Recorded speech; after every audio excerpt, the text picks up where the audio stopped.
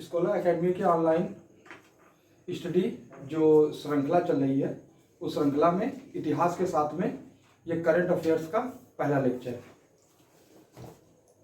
आगामी पेट परीक्षा को देखकर और उसके 2 दिन में 4 शिफ्टों को देखकर ये श्रृंखला का जो पहला लेक्चर है ये शुरू किया गया है।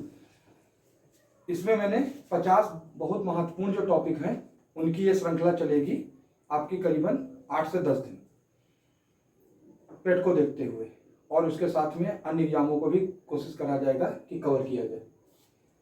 तो इस श्रृंखला के अंतर्गत आज जो पहला टॉपिक है उसमें मैंने एक बहुत महत्वपूर्ण टॉपिक लिया है, राष्ट्रपति। राष्ट्रपति ये 21 जुलाई को चुनाव हुआ 2022 और 25 जुलाई को राष्ट्रपति ने शपथ ली। मतलब ये है कि भैया ये आगामी पेट परीक्षा को देखकर आने वाला सबसे महत्वपूर्ण टॉपिक है और 4 में से किसी शिफ्ट में ये एग्जाम में आएगा जरूर। तो इसीलिए इस टॉपिक को आप लोगों को ध्यान से पढ़ना है। इस टॉपिक को पढ़ने के 2 तरीके हैं, एक कि डायरेक्ट आप करंट में ही आ जाओ, और दूसरा कि इसको थोड़ा सा पीछे से जीएस के साथ में इसको पढ़ लेते हैं। तो इसको थोड़ा सा हम जीएस के साथ में पढ़ लेते हैं। तो पहले हम इसकी भूमिका बनाएंगे राष्ट्रपति की, उसके बाद आगामी की समसामयिकी के संदर्भ में क्यों आवश्यक है इसके बारे में हम बताएंगे। तो सबसे पहले 2 या 3 मिनट ये समझ लेते हैं कि राष्ट्रपति की भूमिका क्या है भारत में। देखिए, समझिए ध्यान से। राष्ट्रपति जो है उसका उल्लेख मेनली 52 से लेकर के और 62 तक डायरेक्ट मतलब कि सीधे, और उसके बाद 71 से लेकर के और अन्य संदर्भों में जो उसकी अन्य शक्तियां हैं राष्ट्रपति का उल्लेख है। तो आपको 52 से लेकर के 62 तक मेन राष्ट्रपति के विषय में देखना है। 52 ये बोलता है कि भारत का एक राष्ट्रपति होगा, तो भारत का एक राष्ट्रपति होगा, एक राष्ट्रपति होगा, ये बात बोलता है अनुच्छेद 52। और अनुच्छेद 53 ये बोलता है कि संघ की जो कार्यपालिका शक्ति है, संघ की जो कार्यपालिका शक्ति वो किसमें निहित है? तो राष्ट्रपति में निहित, राष्ट्रपति में निहित। 54 ये बोलता है, अनुच्छेद 54 ये बोलता है कि राष्ट्रपति का निर्वाचक मंडल कैसा हो,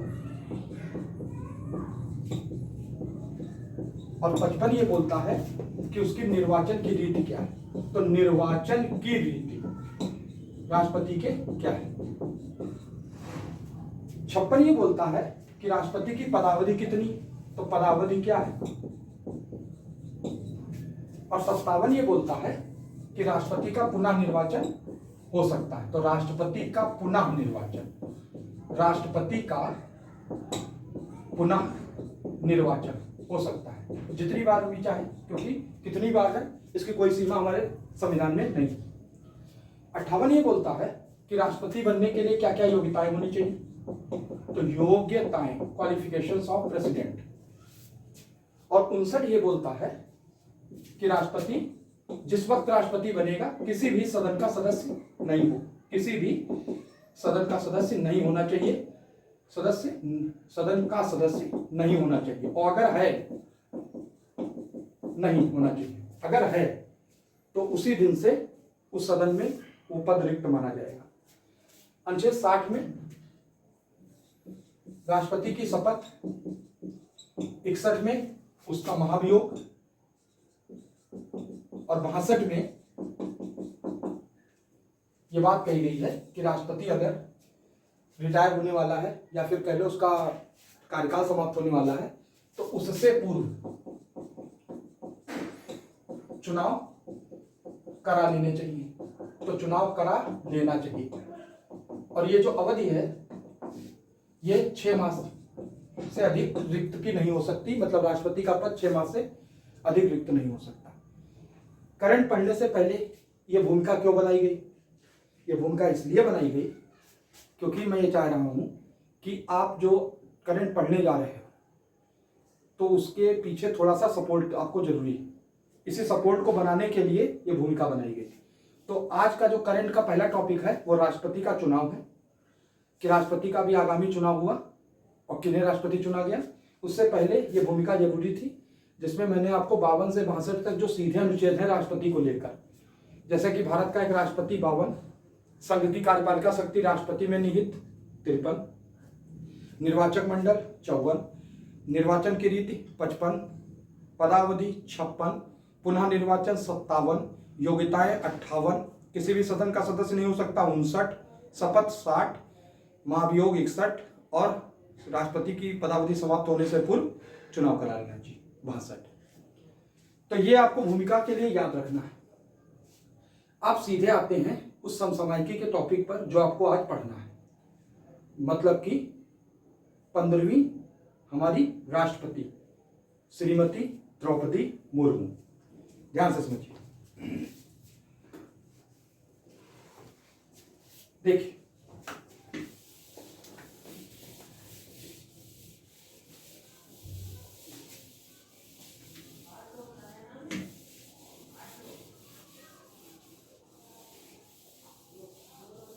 जैसा कि मैंने बताया कि चुनाव जो हुआ इस 21 जुलाई 2022 को क्या हुआ, तो चुनाव हुआ। इस चुनाव के अंतर्गत 25 जुलाई और 2022 को अनुच्छेद 60 के अंतर्गत क्या दिलाई गई, शपथ दिलाई गई। क्या दिलाई गई, शपथ दिलाई गई। अनुच्छेद 60 ये बोलता है कि भारत का मुख्य न्यायाधीश जो होगा वो राष्ट्रपति जी को शपथ दिलाएगा। उस वक्त मुख्य न्यायाधीश यू ललित नहीं थे, एनवी रमना थे उस वक्त। वर्तमान में यू ललित, इससे उस वक्त मतलब कि 25 जुलाई को एनवी रमना थे। तो 25 जुलाई के संदर्भ में आपको याद रखना है किसने शपथ दिलाई, तो एनवी रमना ने शपथ दिलाई। किसको शपथ दिलाई, तो अपनी 15वीं राष्ट्रपति श्रीमती द्रौपदी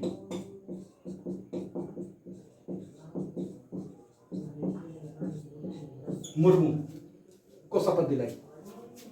तो श्रीमती द्रौपदी मुर्मू हमारी 15वीं राष्ट्रपति।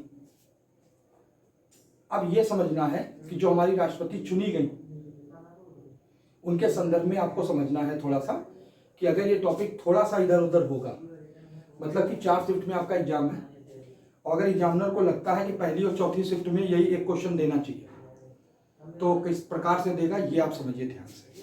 देखिए,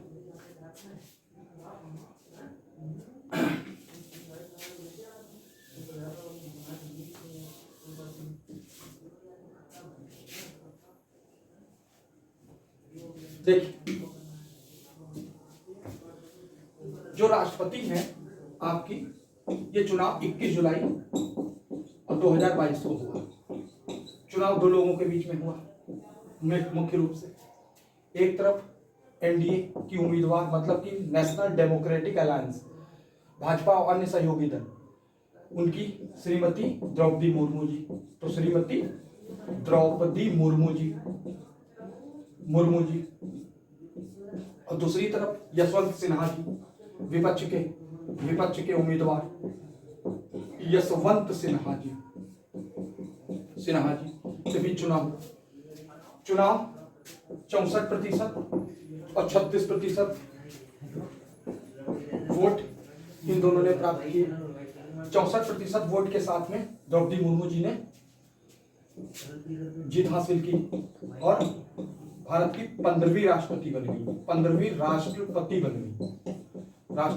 बन गई। ये तो एक सामान्य चीज है, सीधा सा क्वेश्चन है कि कितने नंबर की है, आप लगाएंगे 15वीं नंबर की। अब जरा अपने राष्ट्रपति जी के बारे में जान लें कि और अन्य, अगर एग्जामिनर डायरेक्ट क्वेश्चन नहीं पूछ रहा है और चीजें पूछ रहा है आपसे, तो आप कैसे इसका जवाब देंगे ये समझ लीजिए। देखिए, इसकी आप स्क्रीनशॉट चाहे तो ले सकते हैं।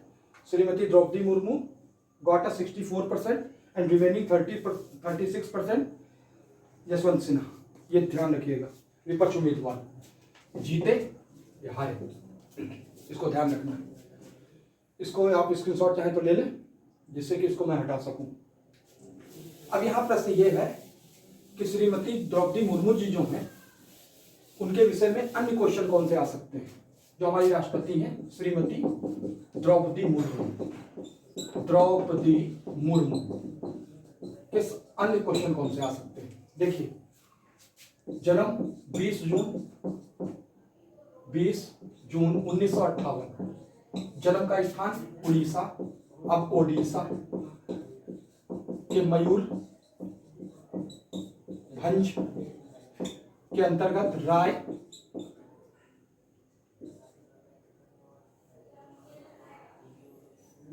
अधिसूचित क्षेत्र है आपका ये।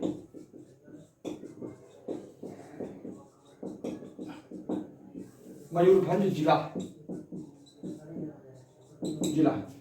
उसी के अधिसूचित क्षेत्र के जिला के अंतर्गत इन्होंने क्या किया था, जन्म लिया। यहाँ ये चीज आपको ध्यान रखनी है। रायरंगपुर स्थान है, रायरंगपुर वहीं पर, तो रायरंगपुर नामक स्थान पर उन्होंने जन्म लिया था। ये चीज आपको ध्यान रखनी है। 20 जून 1958 को जन्मी श्रीमती द्रौपदी मुर्मू जी 1997 में राजनीति में आई जब वे यहाँ की पार्षद बनी। अधिसूचित क्षेत्र परिषद की वो पार्षद बनी 1997 में, 1997 में। 2002 से लेकर के और 2009 तक वे मयूरभंज से 2 बार विधायक रही और एक बार वे ओडिशा सरकार में वाणिज्य, पशुपालन, मत्स्य पालन मंत्री रहे। ये आपको ध्यान रखना है। 18 मई 2015 से लेकर के और 12 जुलाई 2021 के लगभग में तक वो झारखंड की राज्यपाल रही। तो झारखंड की राज्यपाल रही। ये आपको ध्यान रखना है, झारखंड की राज्यपाल रही। श्रीमती द्रौपदी मुर्मू जी जो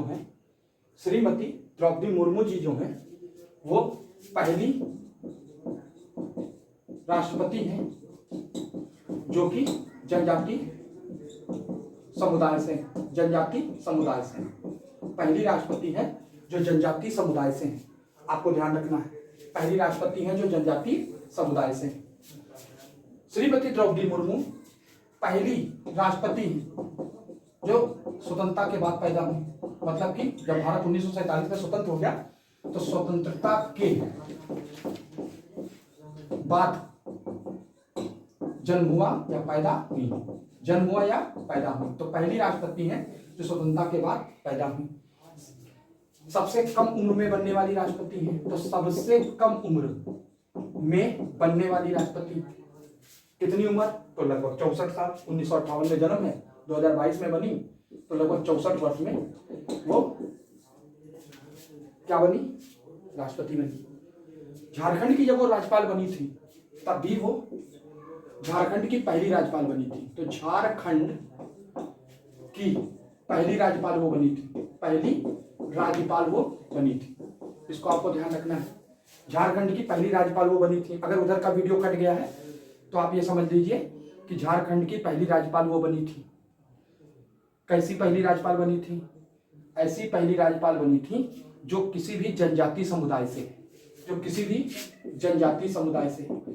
तो अगर इसको थोड़ा सा डिफरेंशिएट करना है तो झारखंड की पहली महिला राज्यपाल वो है। पहली चीज, झारखंड की पहली महिला राज्यपाल वो है। दूसरी चीज, किसी भी भारत के राज्य की ऐसी राज्यपाल जो किसी भी जनजाति समुदाय से, वो पहली है। मतलब आप समझ लीजिए यहां से झारखंड की पहली महिला राज्यपाल वो बनी और साथ में किसी भी भारत के राज्य की ऐसी राज्यपाल हैं जो जनजाति समुदाय से हैं, ध्यान रखिएगा। तो भारत की पहली राष्ट्रपति हैं जो स्वतंत्रता के बाद पैदा हुई। भारत के मैंने बताया कि सबसे कम उम्र की राष्ट्रपति हैं, पहली राष्ट्रपति हैं जो जनजाति समुदाय से संबंधित हैं। इसको याद रखना है। किस जनजाति समुदाय से? तो आप लगाएंगे संथाल से। संथाल समुदाय से वो संबंधित। किससे हैं? संथाल से। याद रखिएगा, किससे हैं? संथाल से हैं। इसको आपको ध्यान रखना है। श्रीमती द्रौपदी मुर्मू का ध्यान रखना। किस समुदाय से हैं? तो आप लगाएंगे संथाल से। ध्यान रखिएगा ये। तो कुल मिला के अभी तक मैंने आपको क्या बताया? अभी तक मैंने आपको यह बताया कि अनुच्छेद 52 से 62 तक डायरेक्ट अनुच्छेद राष्ट्रपति से संबंधित है, और उसके बाद 71-72 में उसकी शक्तियां आदि। 52 से 62 तक की जो मैंने भूमिका बनाई वो आपका शुरुआत का लेक्चर था। वो सिर्फ इस टॉपिक को कवर करने के लिए जो हम पढ़ने जा रहे हैं। मैंने बताया 21 जुलाई 2022 को राष्ट्रपति चुनाव हुआ। 25 जुलाई 2022 को उस वक्त के मुख्य न्यायाधीश NV रमन्ना ने शपथ दिलाई। श्रीमती द्रौपदी मुर्मू पहली राष्ट्रपति हैं जो चुनी गई। कैसे? इनके जीवन के बारे में मैंने बताया कि 20 जून 1958 को उड़ीसा के मयूरभंज जिले में पैदा हुई।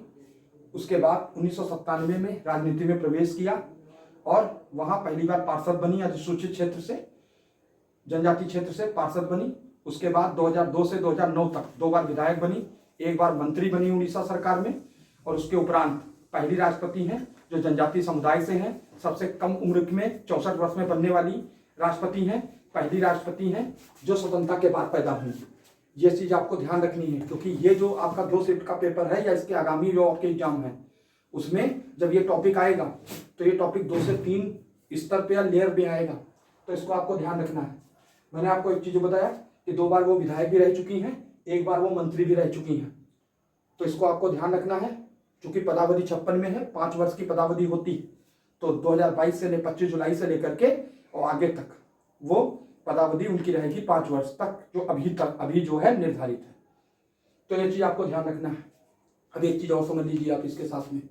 ये तो हो गया राष्ट्रपति के बारे में। मैंने आपको ये भी बताया है, उधर का हो सकता है हल्का सा कट गया वो वीडियो, इसलिए आप सुन लीजिए कि झारखंड की पहली महिला राज्यपाल है और किसी भी भारत के राज्य की पहली राज्यपाल हैं जो किससे संबंधित हैं? जनजाति क्षेत्र से संबंधित हैं। तो श्रीमती द्रौपदी मुर्मू के साथ में बहुत से फैक्ट जुड़े हुए हैं, आपको ध्यान रखना है ये चीज। साथ में एक और चुनाव हुआ 6 अगस्त को, वो हुआ उपराष्ट्रपति का। तो जरा 2 मिनट में वो भी समझ लीजिए। देखिए 2 मिनट में जरा वो भी समझ लीजिए आप। देखिए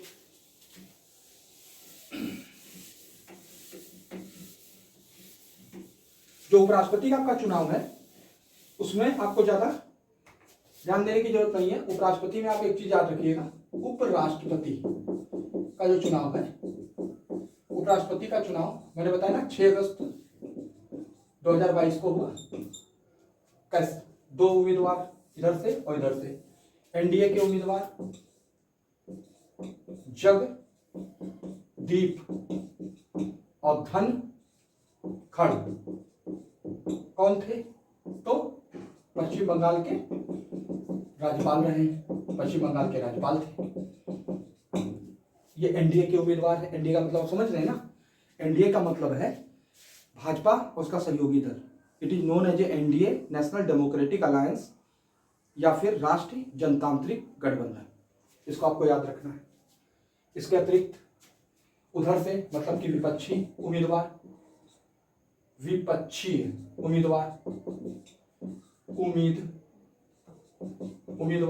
कौन थे? Margaret Alva.